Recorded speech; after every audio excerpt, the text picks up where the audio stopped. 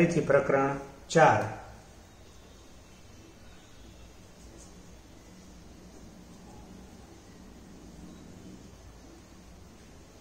गतिमान विद्युत भारो अने चुंबकत्व।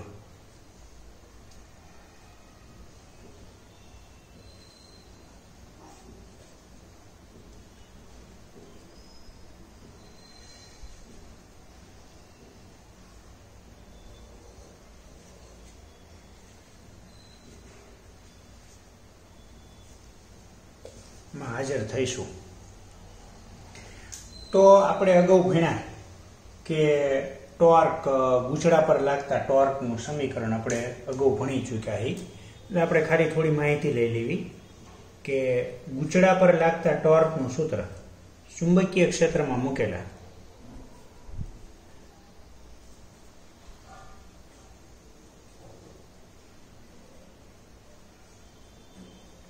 तो कि टॉर्क बराबर NIAB sin थीटा हतुं। NIAB sin थीटा टॉर्कनुं सूत्र हतुं। अने आपणे गैल्वेनोमीटरमां ए बाबत पण जोई हती के गैल्वेनोमीटरना प्रश्ननी अंदर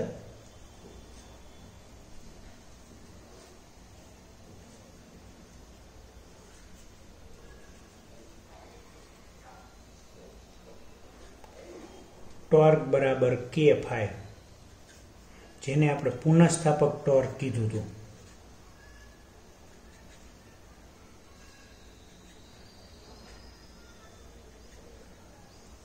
आ थोड़ुं आपणे सूत्र बधा याद करीए छीए। गूंचड़ा पर लागता टॉर्क चुंबकीय क्षेत्रमां मूकेલું હોય ને ત્યારે જ આ પ્રશ્ન આપણે બધા લાગુ પાડીએ છીએ। તો એક પરિસ્થિતિ આપણે સ્થિર કોણાવર્તન માટે ટોર્ક બરાબર આવું સમીકરણ પણ થાય કે દાખલા તરીકે K∅ बराबर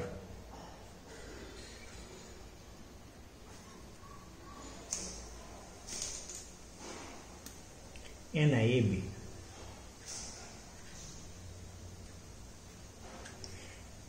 साइन 90 તમે લઈ લો તો મહત્તમ ટોર્ક મળે। તો મહત્તમ ટોર્કનું સૂત્ર શું થઈ જાય? ટોર્ક મેક્સિમમ બરાબર NIAB થઈ જાય।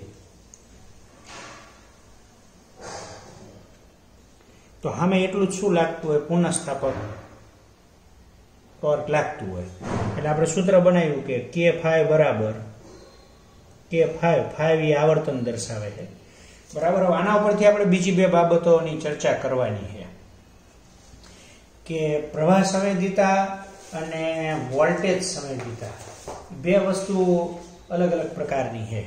તો આપણે આના ઉપરથી દાખલા તરીકે 5/I કરીએ तो सूत्र शू बनी जाए? 5/I NAB/K। जो बधी बाबतों आपणे परिचित होवा जोईए। 5 शू दर्शावे है? आवर्तन दर्शावे है। 5 आवर्तन दर्शावे है।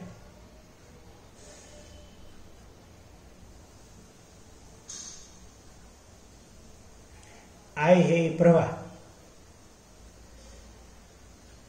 एन आटानी संख्या, K है बल अचळांक है, स्प्रिंग अचळांक तरीके आपणे एने ओळखीए एकवी है स्प्रिंग अचळांक।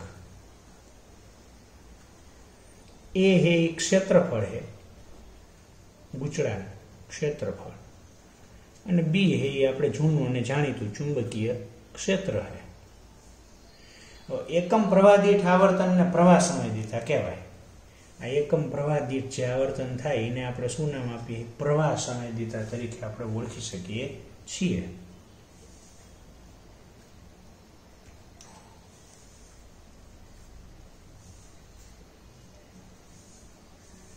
આપણે એનું નામ આપવું હોય તો અત્યારે અલગથી સેન્સિટિવિટી એટલે સંવેદિતા SI નામ આપી દીધું।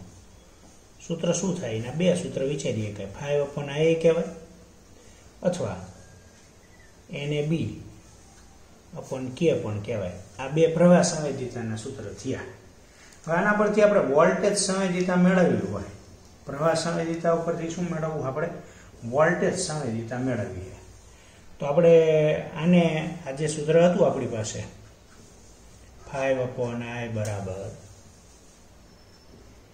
NAB/K। आ सूत्र में बने बाजू आपणे R वडे ભાગી નાખીએ એટલે હવે આ સમીકરણ એ આ પ્રકારનું થઈ જાય. અહીંયા આર કરી નાખ્યું આપણે, તો અહીંયા આર તો કરવું જ પડે, બરાબર. તો આઈ આર એટલે વોલ્ટેજ થઈ ગયા, એટલે સૂત્ર આખું ચેન્જ થઈ ગયું. સૂત્ર હવે આવા પ્રકારનું બની ગયું, 5/V. V બરાબર IR, ઓહમનો નિયમ આપણે જૂનું અને જાણીતું. NAB/KR. 5/V કે જેને આપણે વોલ્ટેજ સંવેદિતા SV તરીકે ઓળખી શકશું.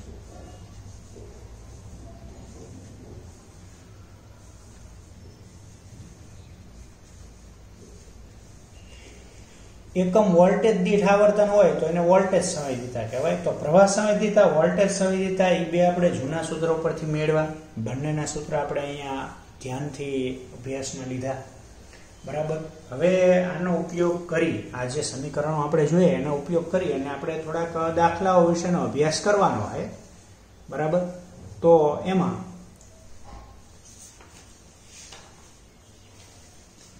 આપણે પહેલા સ્વાધ્યાય 4.9 દાખલો લઈ લેવી. સ્વાધ્યાય 4.9. તો સ્વાધ્યાય 4.9 ની અંદર આપણે રકમની અંદર જોઈએ. સ્વાધ્યાય 4. 10 સેન્ટીમીટર બાજુવાળો એક ચોરસ આપ્યું. તો પહેલા તો છે કોણ? તો કે ચોરસ છે. એ ચોરસની આમ જુઓ તો લંબાઈ આપી છે કેટલી? 10 સેન્ટીમીટર.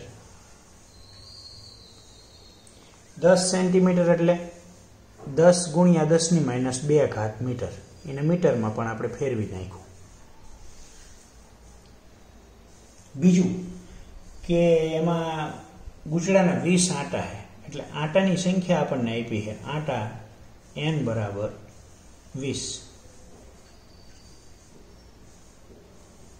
અને તેમાંથી વહેતો પ્રવાહ આપ્યો છે. પ્રવાહ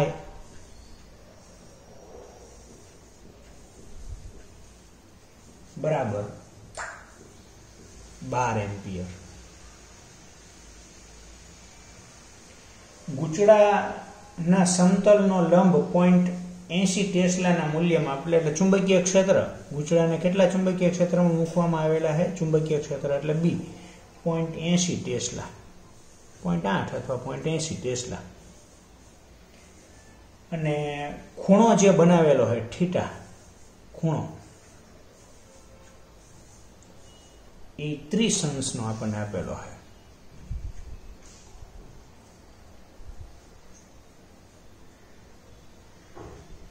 તો 30 અંશનો ખૂણો આપણને આપેલો છે. અને ગૂંચળા કેટલા મૂલ્યનો ટોર્ક અનુભવશે? તો ગૂંચળું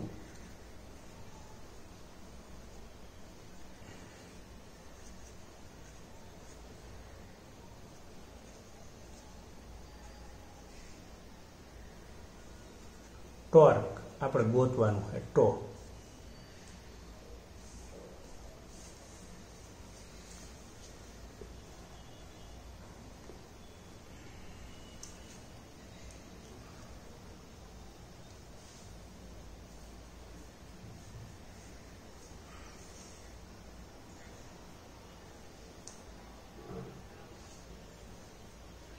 તો હવે આપણે સૂત્ર બહુ સારી રીતે જાણીએ છીએ કે ગૂંચળા દ્વારા અનુભવાતા ટોર્કનું સૂત્ર ટોર્ક બરાબર NIAB sin થીટા. તો NIAB sin થીટા સૂત્રથી આપણે સારી રીતે પરિચિત છીએ.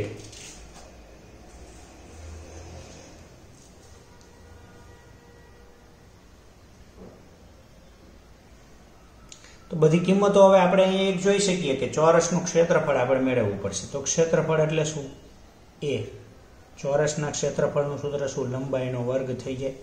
એટલે આપણે અહીંયા 10 × 10⁻² મીટરનો વર્ગ કરવો પડશે.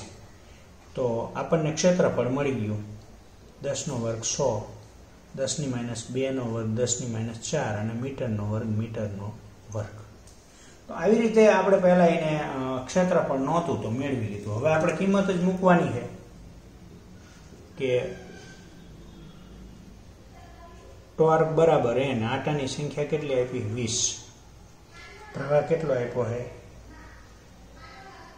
12, ક્ષેત્રફળ કેટલું હવે મેળવી લીધું આપણે 100 × 10⁻⁴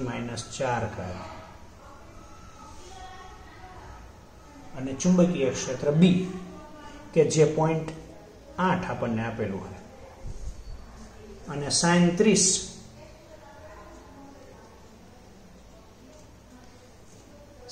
ની કિંમત આપણે જાણતા હોય બરાબર, એ કિંમત મૂકી દઈશું. એટલે આમ આપણે આનો જે જવાબ છે એ આપણે કેલ્ક્યુલેટરથી ગણતરી કરતા, કેલ્ક્યુલેટરથી તમે જરૂર ગણતરી કરી શકો છો, જેથી કરીને આપણને જવાબ આનો 0.96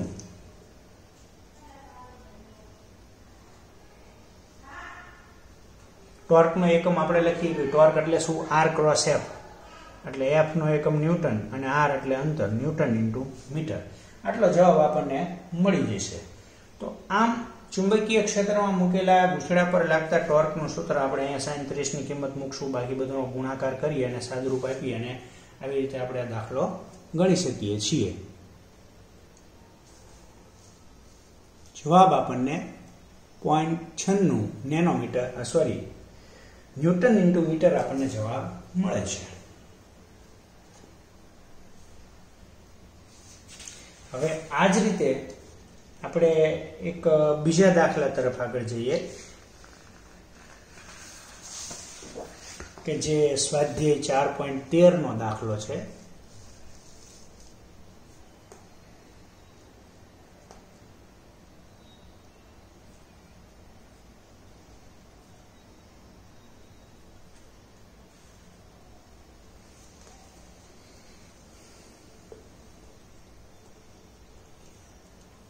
તો સ્વાધ્યાય 4.13 ની વાત આપણે કરીએ.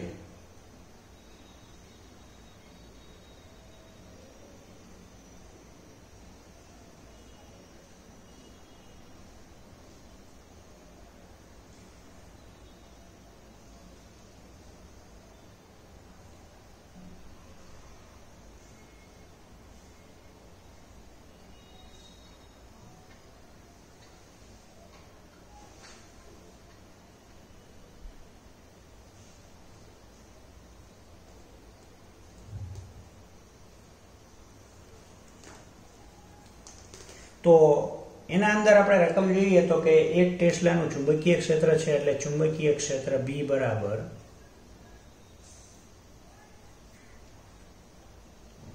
1 ટેસ્લા અને 8 સેન્ટીમીટર ત્રિજ્યાનું એક વર્તુળાકાર ગૂંચળું, એટલે વર્તુળાકાર ગૂંચળું.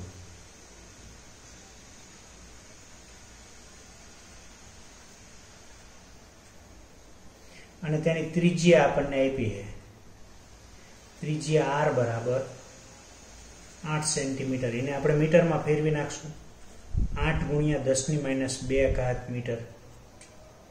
આટાની સંખ્યા આપી છે ગુચડાના 30 n. 6 એમ્પિયરનો પ્રવાહ પસાર થાય છે, તો પ્રવાહ I બરાબર 6 એમ્પિયર આપણે લઈ લીધું.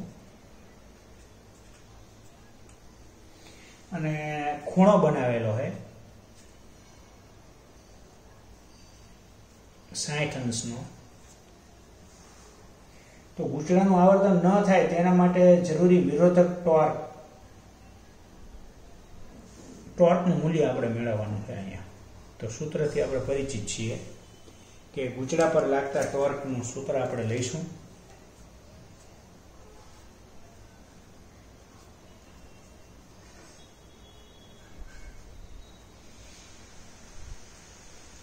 સૂત્ર હમણાં પણ લીધું આપણે આગળના દાખલામાં, ટોર્ક બરાબર NI AB sin θ. તો આગળ વધીએ એમાં. તો ક્ષેત્રફળ નથી આપણી પાસે, તો ક્ષેત્રફળ આપણે મેળવીએ એકવી. વર્તુળાકાર ગુચડાનું ક્ષેત્રફળ શું આવે, તો કે વર્તુળાકાર ગુચડાનું ક્ષેત્રફળ A બરાબર πr² આવે. વર્તુળનું ક્ષેત્રફળ A બરાબર πr². પાઈની કિંમત મૂકજો 3.14. ગુણ્યા ત્રિજ્યાનો વર્ગ કરી નાખો 8 ગુણ્યા 10⁻2 ઘાતનો વર્ગ એટલે આમ 64 ગુણ્યા 3.14 આપણે કરવાનું થાય તો 64 ગુણ્યા 3.14 આપણે કરીએ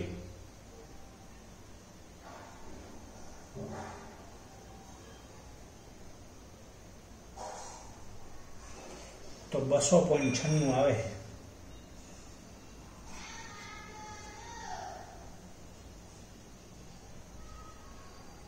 ગુણ્યા 10⁻4 ઘાત મીટર સ્ક્વેર આ ક્ષેત્રફળ આપણને મળી ગયું હવે આપણે આગળ દાખલો વધારીએ સૂત્ર આપણું જે છે એના અંદર બધી જ કિંમતો આપણી પાસે આવી ગઈ છે એટલે ટોર્ક બરાબર દાખલા તરીકે પહેલા n આટાની સંખ્યા મૂકી દેવી તો કે આટાની સંખ્યા 30 આપણને આપેલી છે પછી આ એટલે પ્રવાહ 6 એમ્પિયર આપેલો છે ગુણ્યા ક્ષેત્રફળ આપણે મેળવ્યું 200.96 ગુણ્યા 10⁻4 ઘાત ચુંબકીય ક્ષેત્ર મૂકી દેવી હવે આપણે તો ચુંબકીય ક્ષેત્ર આપણી પાસે છે અહીંયા 1 ટેસ્લાનું તો 1 મૂકી દીધું આપણે અને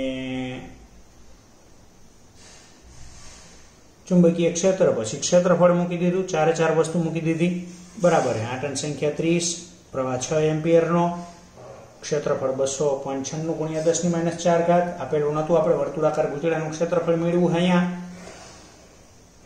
ચુંબકીય ક્ષેત્ર 1 અને sin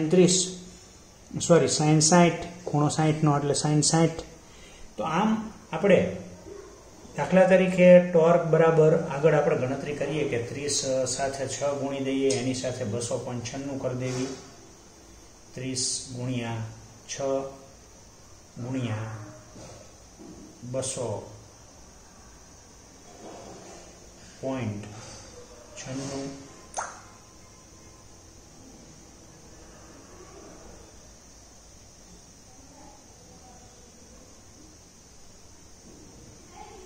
એટલે આપણને જવાબ અહીંયા 36172.8 મળે 10⁻4 ઘાત એમ નામ sin 60 ની કિંમત √3/2 આવે sin 60 ની કિંમત √3/2 આવે તો એ કિંમત આપણે મૂકી દીધી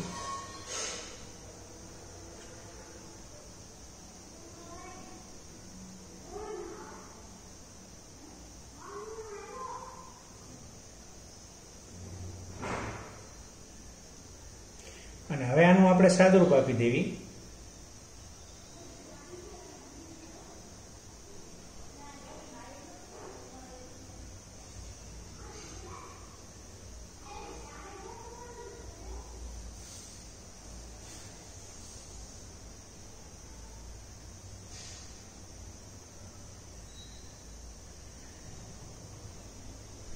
એટલે આપણને જવાબ 31,343.7 જેવો મળે અને ગુણ્યા 10⁻4 ઘાત ન્યૂટન ઇન્ટુ મીટર આ ટોર્કનો એકમ તો આમ આપણે સ્વાધ્યાય 4.13 ની ગણતરી પૂરી કરી અને એનો જવાબ આપણને આટલો મળે છે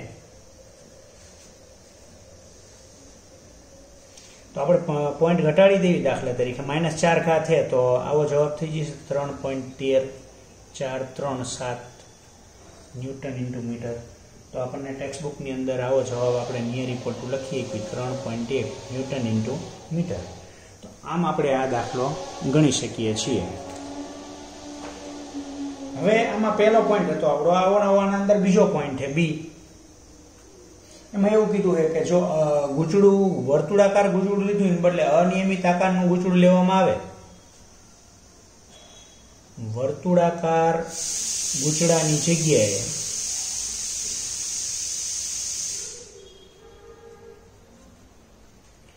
અનિયમિત આકારનું ગૂંચળું લેવામાં આવે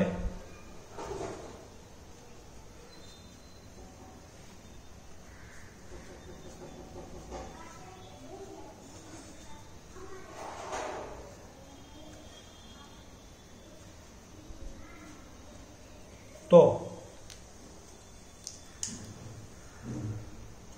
ટોર્કનું મૂલ્ય બદલાતું નથી.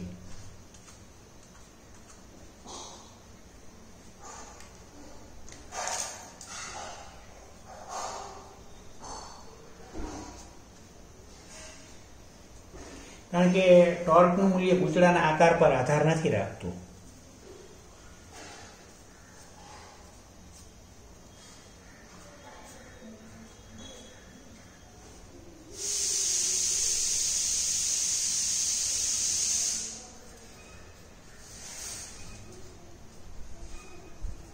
એનું આપણે સિમ્પલ કારણ આપી શકીએ છીએ.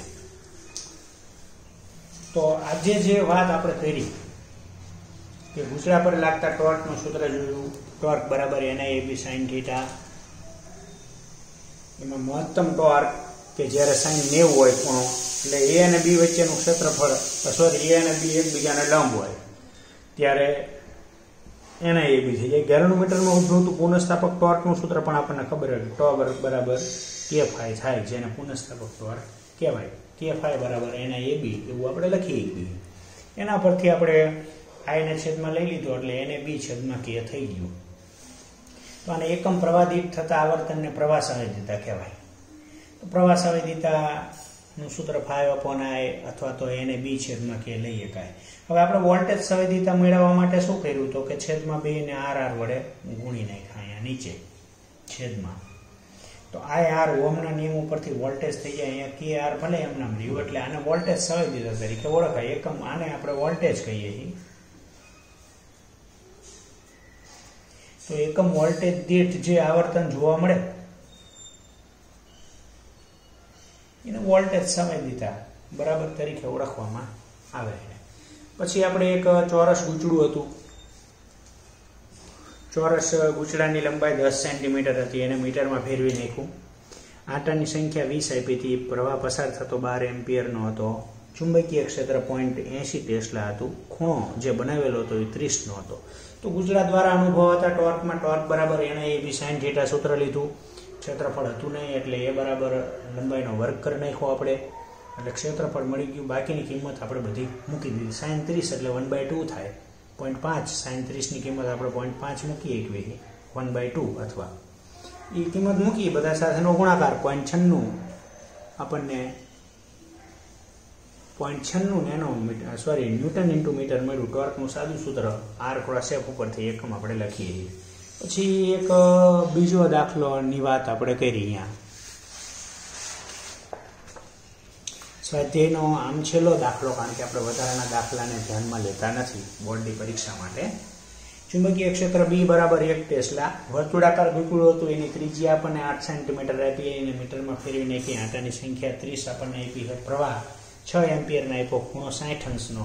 ટોર્ક આપણે ગોતવાનું હતું.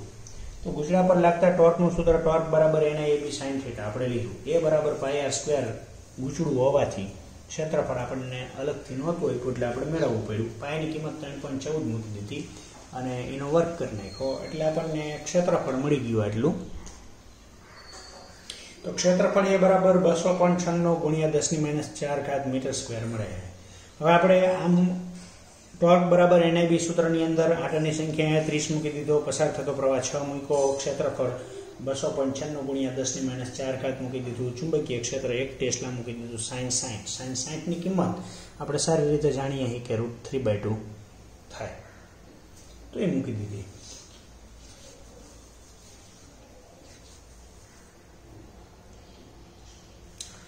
હવે સાદરૂપ આપી દીધું એટલે આપણને જવાબ 31,343.7 ગુણ્યા 10⁻⁴ ન્યૂટન ઇન્ટુ મીટર મળ્યો. -4 આપણે દૂર કરી અને 3.1 ના સ્વરૂપમાં રૂપાંતર કરી દીધું. અને પ્રશ્ન થોડો કે ક્યાં વધારાનો આપ્યો હોય કે તમે ગૂંચળાનું ક્ષેત્રફળ બદલો પણ બીજી કોઈ વિગતો ન બદલો તો તમારે ટોર્કના મૂલ્યમાં કોઈ પણ પ્રકારનો ફેરફાર થતો નથી, કારણ કે ટોર્કનું મૂલ્ય ક્યારેય ગૂંચળાના આકાર ઉપર આધાર રાખતું નથી. તો આવી રીતના બે બાબતો આપણે અહીંયા જોઈ.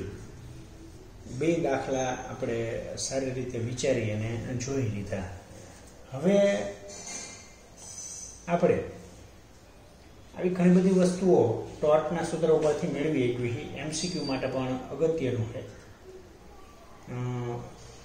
એની ગણતરી પણ આપણે કરી શકીએ છીએ.